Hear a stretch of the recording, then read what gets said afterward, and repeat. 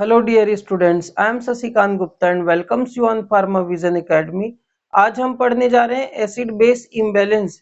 हमारी body acid और base दोनों को बैलेंस करके रखती है। ऐसा कौन सा कंडीशन होता है जब हमारी बॉडी एसिड और बेस को बैलेंस नहीं कर पाती है, जिस कंडीशन को हम बोलते हैं एसिड बेस इम्बैलेंस। तो हमारी बॉडी में इलेक्ट्रोलाइट्स पाए जाते हैं और वो सारे इलेक्ट्रोलाइट्स हमारी बॉडी में मेजर इंपॉर्टेंट रोल प्ले करते हैं, हमारी बॉडी को डिसीज फ्री रखते हैं, डिसीज फ्री। ठीक, ये हमारी बॉडी में जितने भी इलेक्ट्रोलाइट्स होते हैं वो दो तरीके से होते हैं। फर्स्ट एक्स्ट्रा सेलुलर और दूसरा इंट्रासेलुलर। ठीक, सेल के अंदर पाए जाने वाले सारे इलेक्ट्रोलाइट्स को इंट्रासेलुलर बोलते हैं और सेल के बाहर पाए जाने वाले इलेक्ट्रोलाइट्स को बोलते हैं एक्स्ट्रा सेलुलर इलेक्ट्रोलाइट्स। तो उसी इंट्रा और एक्स्ट्रा सेलुलर इलेक्ट्रोलाइट्स में आता है आपका कौन सा, बाइकार्बोनेट आयंस। तो ये बाइकार्बोनेट आयन हमारी बॉडी में एसिड और बेस को बैलेंस रखने के लिए सबसे ज्यादा इंपॉर्टेंट रोल प्ले करता है। ठीक है, तो इसका जो कॉन्सेंट्रेशन हमारी बॉडी में होनी चाहिए या फिर बोल सकते हैं ब्लड में होनी चाहिए, वो 22 to 26 milliequivalent per litre होता है। कितना होता है? 22 टू 26 मीन्स 22 होना चाहिए उसका मिनिमम कॉन्सेंट्रेशन और 26 होना चाहिए मैक्सिमम कॉन्सेंट्रेशन। तो इसी मिनिमम और मैक्सिमम के बीच में अगर बाइकार्बोनेट आयन का कॉन्सेंट्रेशन है तो उस केस में हमारे बॉडी का एसिड और बेस बैलेंस होता है।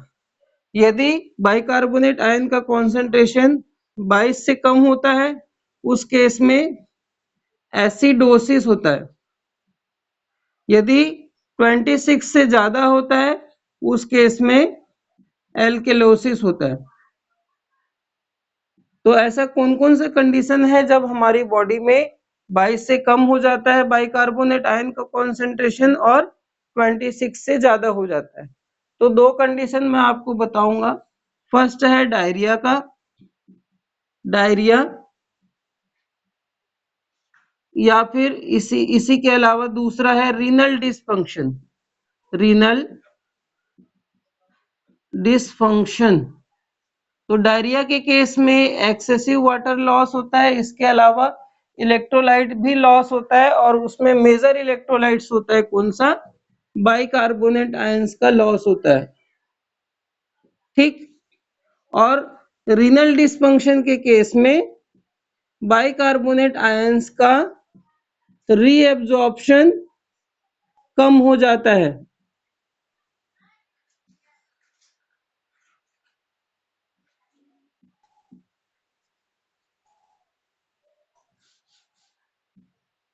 रीएब्जॉर्प्शन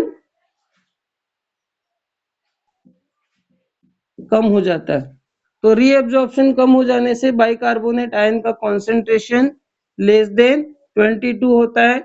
डायरिया के केस में भी बाइकार्बोनेट आयंस का कॉन्सेंट्रेशन लेस देन 22 होता है। उस केस में एसिडोसिस होता है, एसिडोसिस। तो मैं आपको बताने ये जा रहा हूं कि इसके कॉन्सेंट्रेशन से एसिडोसिस क्यों होता है, ऐसा क्या वो काम करता है जिसकी वजह से एसिडोसिस हो जाता है। तो पहले देखते हैं केमिकल रिएक्शन। तो केमिकल रिएक्शन में बाइकार्बोनेट आयंस रोल प्ले करता है हाइड्रोजन आयन कॉन्सेंट्रेशन को बैलेंस करने का। वो कैसे करता है? सपोज आपकी बॉडी में जो भी एसिड है वो एसिड H प्लस आयन देता है, H प्लस आयन देगा, इसका मतलब क्या है, उस पर्टिकुलर ब्लड का उस पर्टिकुलर इन्वायरमेंट का पीएच कम होगा। हाइड्रोजन आयन कॉन्सेंट्रेशन जितना ज्यादा होता है उस पर्टिकुलर इन्वायरमेंट का पीएच उतना ही कम होते जाएगा। इसका सीधा सीधा मतलब ये है कि एसिड जितना ज्यादा बढ़ेगा, जितना ज्यादा एसिड होगा उतना ही ज्यादा हाइड्रोजन आयन रिलीज करेगा, हाइड्रोजन आयन कॉन्सेंट्रेशन उतना ही ज्यादा बढ़ेगा और पीएच लेवल उतना ही घटेगा। फाइनली एसिडिटी बढ़ जाएगी। ठीक, तो स्ट्रॉन्ग इन्वायरमेंट कंडीशन में, एसिडिक इन्वायरमेंट कंडीशन में ये हाइड्रोजन आयन रिलीज होता है स्ट्रॉन्ग एसिड के थ्रू, और उस स्ट्रॉन्ग एसिडिक इन्वायरमेंट को बैलेंस करने के लिए इंपॉर्टेंट इलेक्ट्रोलाइट होता है, वो होता है bicarbonate ion.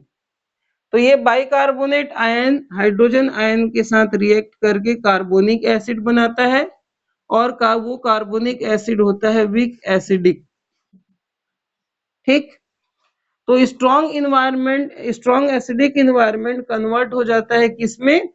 Weak acidic environment में। किसके प्रेजेंस में? बाइकार्बोनेट आयंस के प्रेजेंस में। तो डायरिया के केस में अगर बाइकार्बोनेट आयंस लॉस होते हैं तो ये स्ट्रॉन्ग एसिडिक इन्वायरमेंट को बैलेंस करने के लिए ये रिएक्शन होगा ही नहीं या कम होगा। रीनल डिसफंक्शन के केस में बाइकार्बोनेट आयंस का रीअब्जॉर्प्शन कम हो जाने से ये केमिकल रिएक्शन नहीं हो पाता, जिसके कारण स्ट्रॉन्ग इन्वायरमेंट, एसिडिक इन्वायरमेंट बना रहता है, जिसकी वजह से एसिडोसिस होता है। हमारे ब्लड का नॉर्मल पीएच होना चाहिए 7.35 टू 7.45। ठीक, अगर 7.35 पीएच, हमारे ब्लड का पीएच 7.35 से गिरता है तो उस केस को बोलते हैं एसिडोसिस। यदि हमारे ब्लड का पीएच 7.45 से ज्यादा हो जाता है तो उस केस को बोलते हैं एल्कलोसिस। तो इसी पीएच को मेंटेन करने का काम होता है बाइकार्बोनेट आयंस का, और बाइकार्बोनेट आयंस की कमी हो जाने के कारण ये पीएच लेवल हमारे ब्लड का 7.35 से कम हो जाता है।